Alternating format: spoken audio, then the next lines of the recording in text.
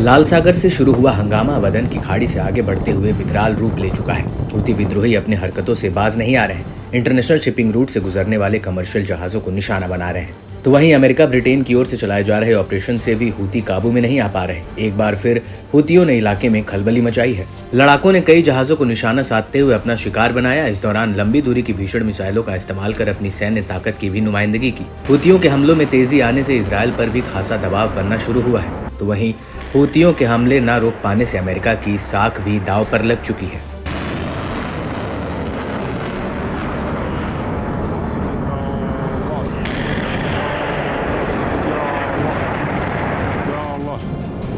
इन सब के बीच ब्रिटेन की दो समुद्री एजेंसियों की माने तो यमन के अदन के पास प्रोजेक्टाइल के चपेट में आने के बाद दो जहाजों में आग लग गई। ब्रिटिश सिक्योरिटी फर्म एम्ब्रे के मुताबिक एंटीगुआ और बारबूडा के झंडे वाली एक सामान्य मालवाहक जहाज पर अदन से 83 समुद्री मील दक्षिण पूर्व में एक मिसाइल से हमला हुआ, जिससे वह आग के हवाले हो गया। हालांकि कड़ी मशक्कत के बाद जहाज की आग पर काबू पाया गया। इससे पहले United kingdom maritime trade operations ने बताया था कि उसे एक जहाज के कैप्टन से अदन से 80 समुद्री मील दक्षिण पूर्व में एक घटना की रिपोर्ट मिली है।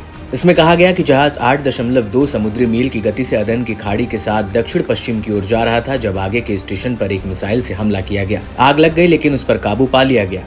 एक दूसरी मिसाइल देखी गई, लेकिन वह जहाज पर नहीं गिरी। घटना के दौरान आसपास की छोटी नावों पर सवार लोगों ने जहाज पर गोलियां चलाई।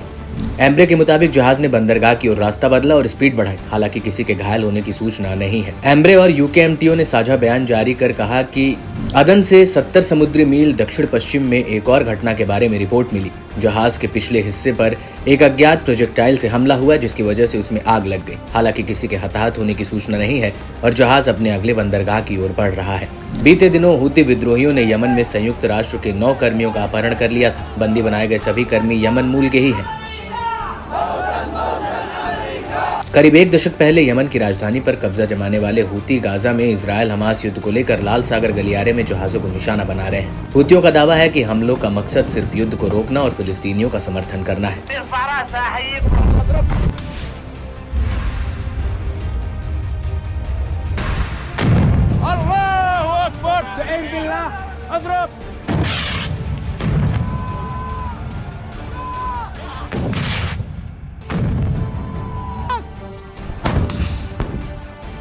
शुरू में इजरायल अमेरिका से जुड़े जहाजों को ही निशाना बनाया गया था, मगर अब इसका दायरा बढ़ते हुए सभी जहाजों पर धावा बोला जा रहा है, खास तौर से जिनका इजरायल हमास संघर्ष से कोई लेना देना नहीं है।